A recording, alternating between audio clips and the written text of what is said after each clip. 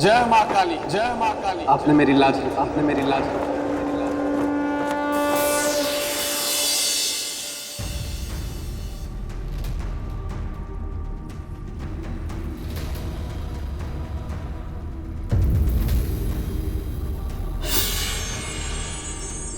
लो, ये फिर पहुंच गए मेरे मित्र के सिंहासन को पाने की लालसा लिए। लेकिन मैं ऐसा कभी होने नहीं दूंगा, क्योंकि मैं हूं बेताल जो गलने नहीं देता किसी की दाल। मैं भी चला। राजन,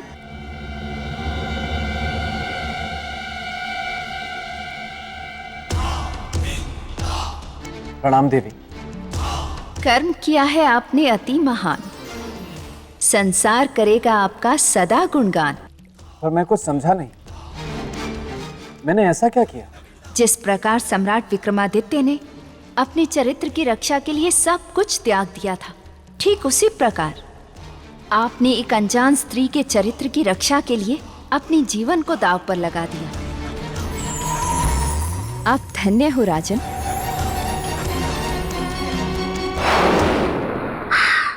देवी महामाया की जय हो।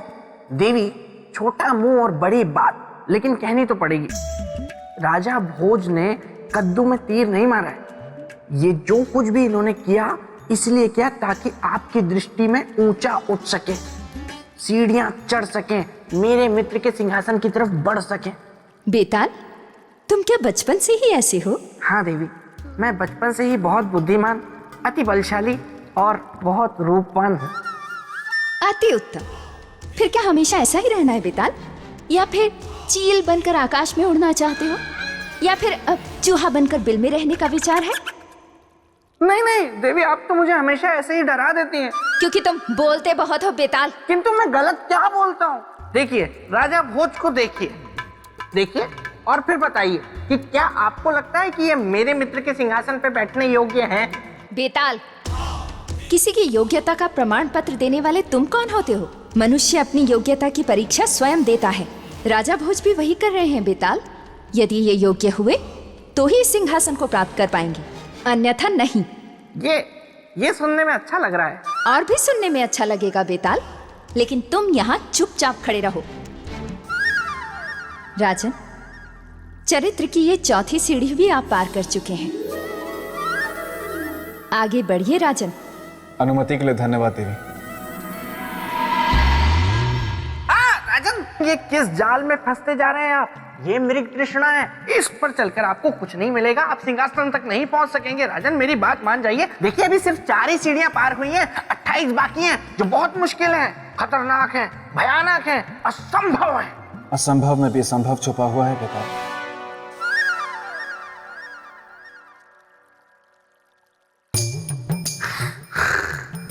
चौथी भी चढ़ गया।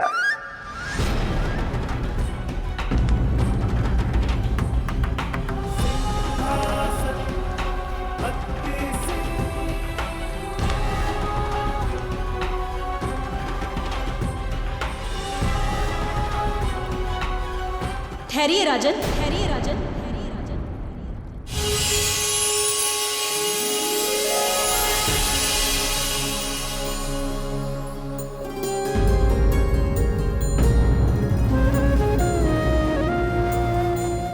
आप सब कौन है देवी? हम योग माला हैं। हम इस सिंहासन में योग शक्ति की रक्षा करती हैं। देवियों, आप सबको राजा भोज का प्रणाम।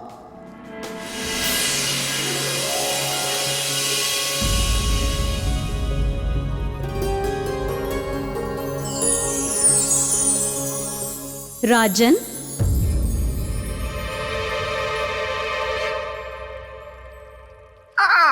देवी योगमाला, बेताल का प्रणाम स्वीकार करें। देखिए, आप ही समझाइए अब राजन को। मैं तो समझा समझा कर हार गया हूँ कि ये मेरे मित्र विक्रमादित्य के सिंहासन पर बैठने योग्य नहीं है। बेताल, क्षमा देवी, क्षमा। मैं भावनाओं में बह गया, इसीलिए ये कह गया। श्रीमान बेताल, मैं आपसे एक बात का निवेदन करना चाहता हूं कि आप इसी तरह चुनौतीपूर्ण से चुनौतीपूर्ण बातें मुझसे कहते रहें, ताकि मुझ में हिम्मत का संचार हो पाए और मैं परीक्षाओं पे परीक्षाएं पार करता रहूं। मेरी बातों से आपको हिम्मत मिलती है? और हौसला भी। हाँ बेटा, आपकी बातों से मुझ में हिम्मत का संचार होता है।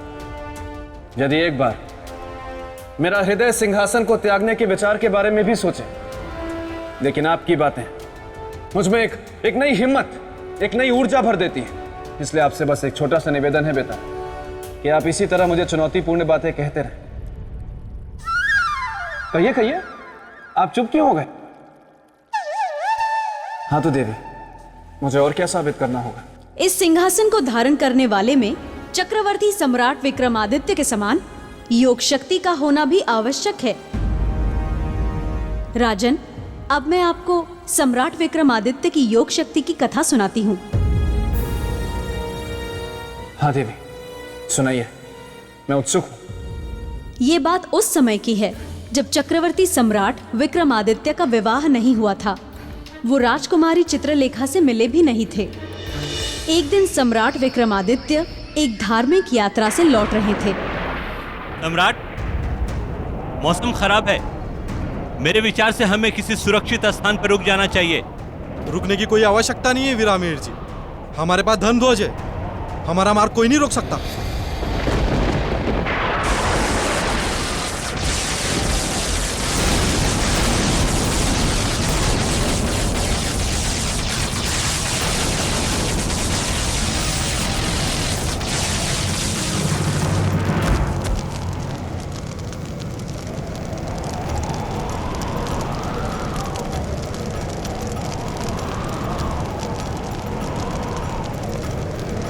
धर्म ध्वज का जल जाना तो अपशकुन होता है।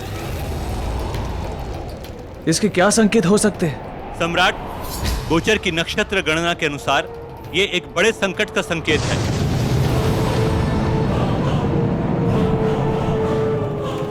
कैसा संकट?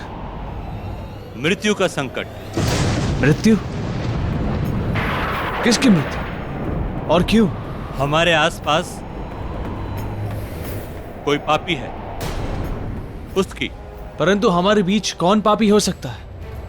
ये मैं नहीं कह रहा हूं सम्राट, ज्योतिषीय गणना कह रही है। यदि हम अपना कुशल मंगल चाहते हैं तो बिना देर किए उस पापी को इस यात्रा समूह से बाहर निकालना होगा, अन्यथा हम सब काल के शिकार बनेंगे।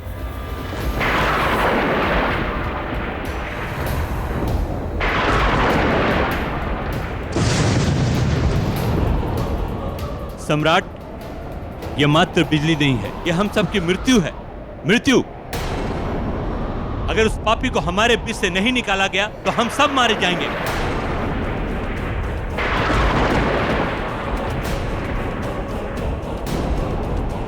वीर जी, हमारे बीच का कोई भी व्यक्ति कहीं नहीं जाएगा।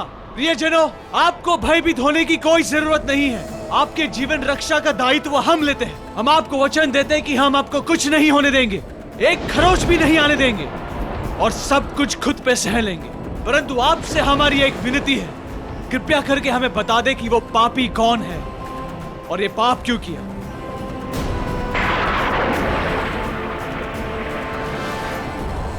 क्षमा कीजिए, क्षमा कीजिए, इस पापी को क्षमा कीजिए महाराज। क्या पाप किया है आपने? मंदिर से आते हुए भगवान की मूर्ति मैंने ही चोरी की थी। सम्राट, इस चोर को अभी इसी समय यात्रा समूह से बाहर कर दीजिए। इसके कारण हम सभी के प्राणों को संकट में नहीं डाल सकते। नहीं सेनापति, गुस्से में लिया गया निर्णय समाधान नहीं होता। इस व्यक्ति ने सबके सामने अपना पाप स्वीकार किया है।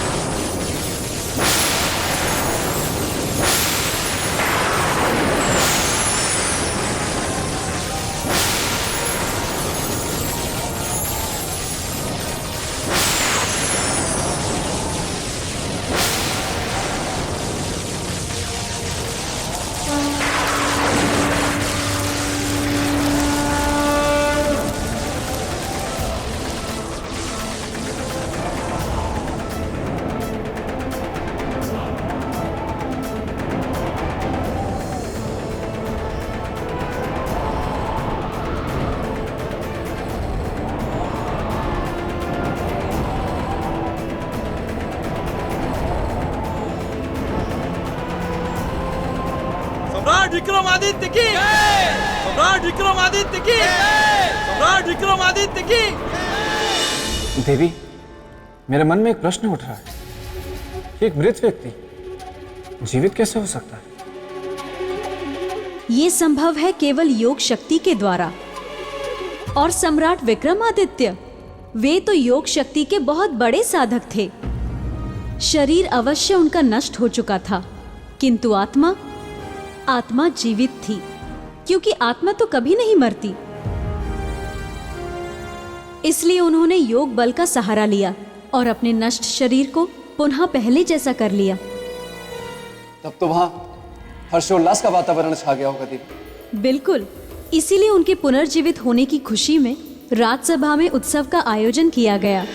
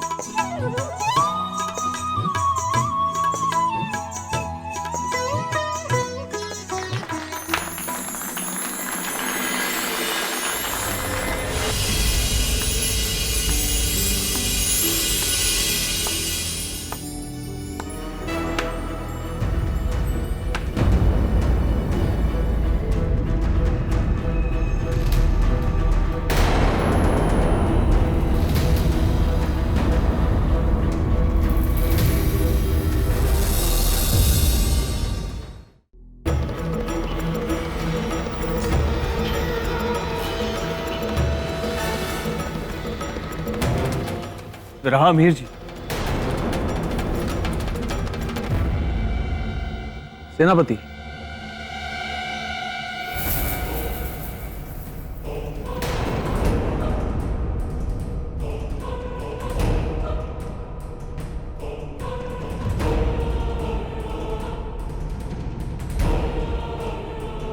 कौन है वो जिसने हमारे दरबार में तंत्र शक्ति प्रयोग करने का दुस्साहस किया है?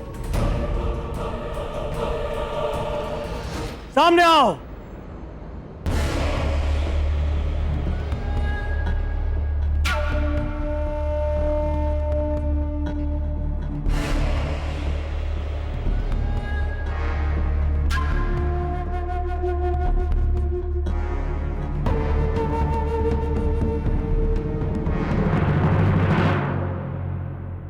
योगी,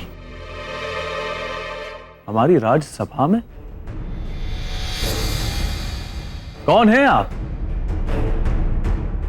आपकी शक्ति प्रयोग करने का उद्देश्य क्या है? क्या सिद्ध करना चाहते हैं आप? सिद्ध नहीं करना चाहता, केवल स्मरण दिलाना चाहता। किस बात का स्मरण? उस दिन की घटना का, जिस दिन आपका जीवन संकट में था और आपकी मृत्यु निश्चित थी। विक्रमार्जन! हे परम पिता परमात्मा, हमारे जीवन की रक्षा कर।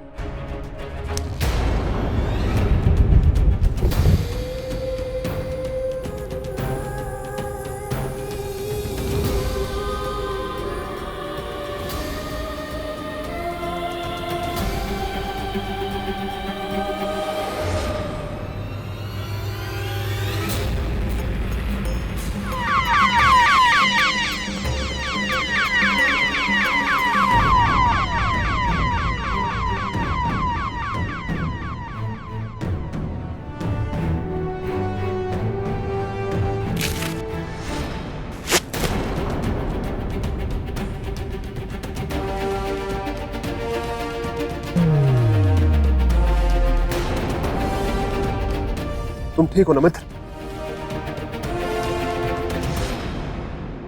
धर्मार्थ, बहुत बहुत धन्यवाद तुम्हारा। आज अगर तुम समय पर आकर अपनी स्तंभन विद्या का प्रयोग नहीं करते तो हमारी मृत्यु निश्चित थी। ऋणी हो गए तुम्हारे। आज इस मित्र धर्म के सम्मान पे आपको कुछ देना चाहेंगे। मांगो, जो इच्छा है मांगो। मांगूंगा मित्र, अवश्य मांगूंगा, किंतु आज और अभी नहीं। अब कब? समय आने पर। मैं उस समय की अधीरता से प्रतीक्षा होगी, परंतु आज तुम्हें कुछ न कुछ अवश्य देना चाहेंगे मित्र। मतलब? हम आपको वचन देते हैं कि उस समय उस दिन हम तुम्हें वही देंगे जो तुम्हारे मुख से निकले और बिना कोई प्रश्न पूछे।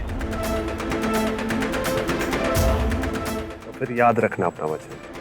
हम अपना नाम भूल जाएंगे मित्र, परंतु ये वचन नहीं। सम्राट, कहीं ऐसा तो नहीं समय की धूल ने आपकी स्मृतियों को ढक लिया हो? ये प्रश्न है या शिकायत? समझना आपको है। हम इसे एक मित्र की शिकायत समझ रहे हैं और इसे दूर करने के लिए अपनी बाहें फैलाते हैं।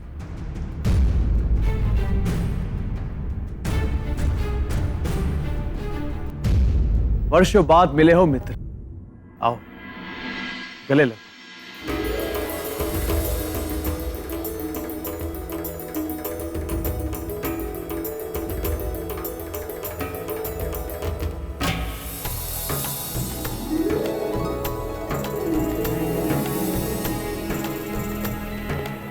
किंतु एक बात बताओ मित्र, तुम्हारी ये स्तंभन विद्या भी बड़ी विचित्र विद्या है। किसी भी मनुष्य को किसी भी अवस्था में पत्थर की मूर्त बना देता है। अपने इस विद्या के प्रभाव से आप इन्हें मुक्त करो।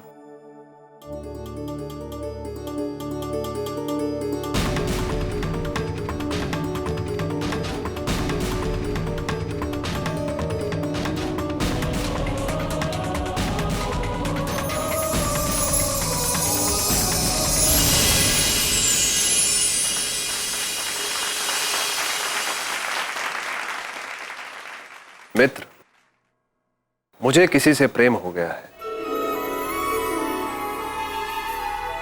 उसे विवाह करना चाहते हो? हाँ। तो फिर समस्या क्या है मित्र? समस्या यह है कि विवाह के लिए स्वयंवर रचा गया है। उसकी एक शर्त है जिसे केवल तुम पूरा कर सकते हो। समझ गए मित्र, जो शर्त पूरी करेगा विवाह भी वही करेगा। हाँ।